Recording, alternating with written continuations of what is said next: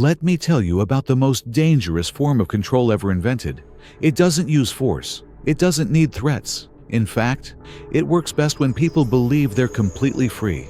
This is the reverse fear tactic, and once you see it, you'll recognize it everywhere in our world today. What you're about to learn in the next 14 minutes will fundamentally change how you see everything, from your workplace to your social media feed to your most personal decisions. I promise you this: if you don't skip a single second of what comes next, you'll never look at the world the same way again. The French philosopher René Girard discovered something profound about human nature. We don't actually know what we want. We learn what to want by watching others. This mimetic desire explains everything from fashion trends to stock market bubbles.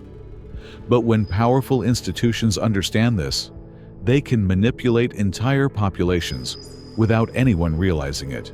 Here's how it works in practice. Normally, fear-based control is obvious. A dictator says, obey or go to prison. But the reverse fear tactic is far more subtle. It makes people afraid of what happens if they don't conform. Not afraid of punishment, but afraid of being left behind, of missing out, of being the only one not participating. Now let's examine exactly how this plays out across every major sector of modern society. In corporate culture, we've moved far beyond simple workplace demands. The psychological manipulation has become so sophisticated that employees now willingly sacrifice their health, relationships, and personal time. Not because they're forced to, but because the system has been engineered to make non-compliance feel like professional suicide. Consider the phenomenon of quiet promotions. Companies no longer need to explicitly demand more work. They simply create environments where those who volunteer for extra projects, answer emails at midnight, and never take vacations are the ones who get promoted. This creates an unspoken benchmark that everyone else must meet or risk being labeled as not committed enough. The fear isn't of being fired, it's of being left behind while your peers advance. The tech industry has perfected this with their cult-like work cultures. At major Silicon Valley firms, they don't order employees to work 100-hour weeks. Instead, they provide sleeping pods, free meals, and laundry services, making the office more comfortable than home. The message is clear. Why would you leave? Soon, employees feel guilty for going home at normal hours. The fear of missing out on important decisions or career opportunities keeps them voluntarily chained to their desks. This manipulation extends to our economic behaviors. The entire consumer economy runs on manufactured scarcity and artificial deadlines. Limited time offers and only 3 left in stock notifications aren't about supply chains. They're psychological triggers exploiting our fear of missing out. Credit card companies don't force us into debt. They create cultures where not having the latest gadgets or fashion makes us feel socially inferior. In politics, the reverse fear tactic has become the dominant campaign strategy. Modern political movements don't just promote their candidates. They invest billions in creating narratives about what will happen if you don't vote for them. This is the most important election in history isn't just a slogan. It's a psychological operation designed to trigger our fear of catastrophic consequences from inaction. The most effective political ads don't highlight policies. They highlight the terrifying alternative of the other side winning. Social media represents perhaps the most perfected form of this manipulation. Platforms never demand that we use them constantly. Instead, they've created elaborate systems of intermittent rewards, likes that appear randomly, notifications that arrive unpredictably. This triggers the same psychological response as slot machines, keeping us compulsively engaged. The unstated threat isn't that we'll be punished for not participating. It's that we'll become socially irrelevant if we disconnect. The education system employs similar tactics. Students aren't just learning. They're caught in an arms race of extracurriculars, AP classes, and volunteer hours.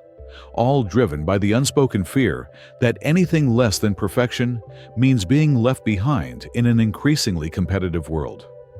The college admissions process has become a masterpiece of reverse fear manipulation, where students willingly torture themselves, not because of any direct threat, but because of the terrifying prospect of being ordinary. Even personal relationships have been infected by this dynamic. Dating apps don't need to force us to keep swiping. They've designed systems that make us fear that if we stop, we might miss our perfect match. The endless scroll of potential partners creates a paralyzing fear of commitment. Because what if someone better is just one more swipe away? The healthcare industry has learned to exploit these fears brilliantly. Wellness culture doesn't order us to buy supplements or join gyms. It makes us afraid of what happens if we don't. Preventative care has morphed into a multi-billion-dollar industry, preying on our fear of future illness. The pharmaceutical industry doesn't force us to take medications. They fund studies and media campaigns that make us terrified of the consequences of not taking them. Financial systems are perhaps the most sophisticated practitioners of reverse fear tactics. The entire concept of keeping up with the Joneses isn't organic. It's carefully cultivated by industries that profit from our endless consumption. Banks don't need to force us into mortgages for bigger houses. They've created cultures where not owning a home by a certain age is seen as failure.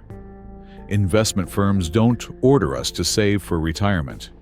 They bombard us with terrifying projections about running out of money in old age. Even our leisure activities have been co-opted by these fear-based manipulations.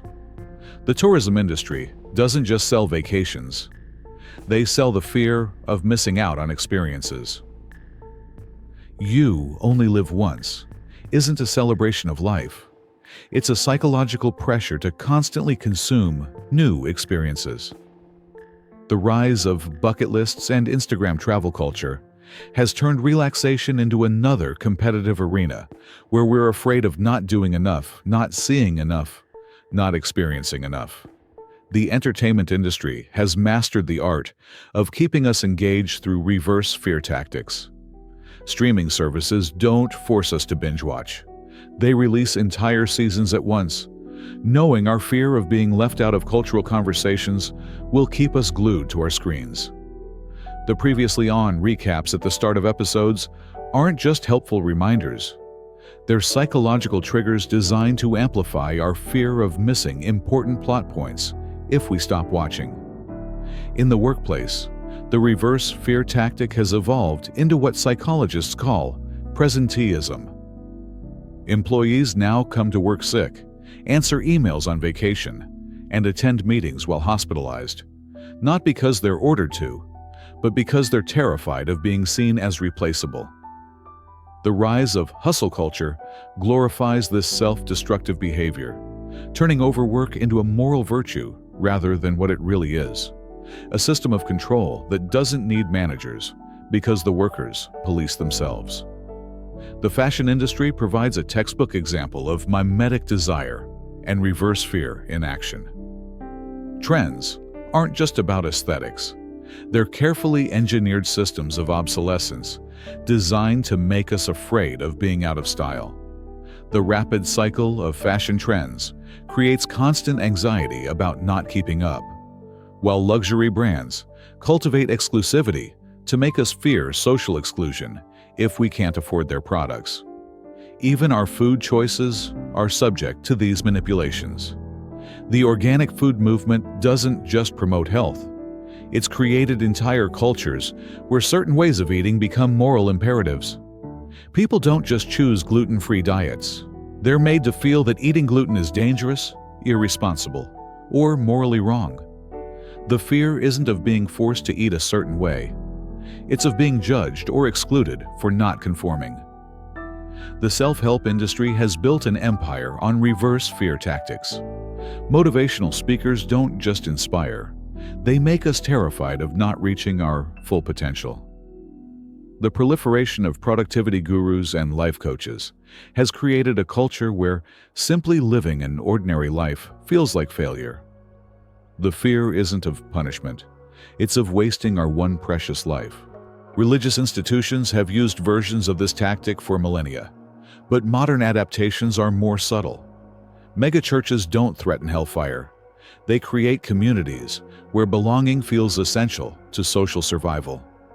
The fear isn't of divine punishment, it's of losing one's social network and support system. The technology sector has taken this to disturbing new levels. Smartphone manufacturers don't force us to upgrade.